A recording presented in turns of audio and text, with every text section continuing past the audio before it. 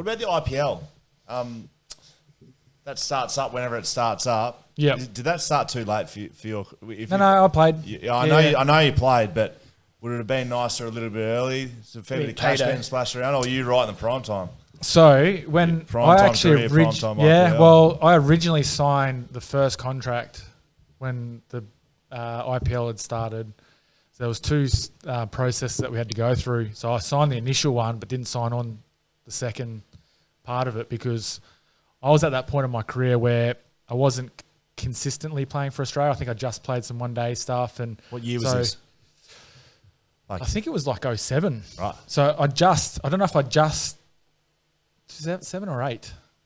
I'd have to look because it's been over 10. It's been over well over 10 years now. So I was around that time anyway, and I wanted to establish myself in the Australian team as a test player. So I pulled out and didn't play. So I was pretty happy with that decision. And then I came back from my injury in 2011, and then I started playing in the IPL. So it was quite hard actually because that was our 6 weeks holiday. We'd play it was almost 2 months in IPL. So your holiday was gone. So as a bowler, you need that bit of break. Yes. We all do. We all need it. But, mate, the money. What's the auction process? process The boys would give you a bit of shit. It'd be like, so yeah, because they get to see how much you're making. Well, they get to see what you're making. And they watched the auction while it was happening. We were in South Africa one year. So everyone knows, you got $1 million. Like, is that what it is? What you get bought at auction is what you get paid. Is that what it is? Yep. For 6 weeks. I don't know. I didn't know that. But you get taxed half of it. Correct. But that's right. You try and find a way to get that deal a bit better, but you can't. What's that experience like? India's a crazy cricketing nation. Crazy. I've had some people tell me about, you get 50 people down at a cricketing exhibition down here. Yep. You get 50,000 in Calcutta. Well, or Delhi or wherever. Yeah, I played in front of 110,000 in Calcutta. Crazy. You can't hear yourself think. No, it's an amazing experience. I had my best mate Dylan on the phone once on FaceTime. I was coming out of the elevator in Mumbai, and in the hotels they section off so the public can't get too close. Yes. And I came out of the elevator and I said, "Have a look at this," and everyone starts cheering. And I was like, and they just go nuts. So you are like a rock star over there. Yeah. It's insane. Look, it's quite hard because you can't really go outside, to be honest. There was a couple of places we'd sort of go and have a coffee or you'd find a place to escape to. But, yeah, generally, as soon as you walk outside, someone notices you. It's just pure numbers. Right. So you're a great experience. Tallish guy as well, so you stand out. You do stand out. But it was a great experience. And, that's the Mumbai wing at my house, they call it, the front balcony. That's what the boys used to say. But it was great for a lot of reasons. It was great because some guys that were sort of on the fringe of playing, they got the opportunity to go and play and get some experience and play with different guys from different countries.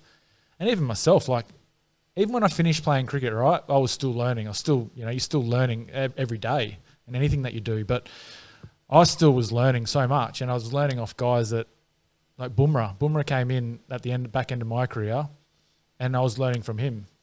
So obviously he was learning from me, but I was also learning a lot from him, like being a young guy and just being raw. And you do get some great experiences from it. And I got some great mates there, and always try and keep in touch with a few of them. But I always get a fair bit of attention when I mention Virat as well. So I don't mind stirring the pot there. Did you play with him?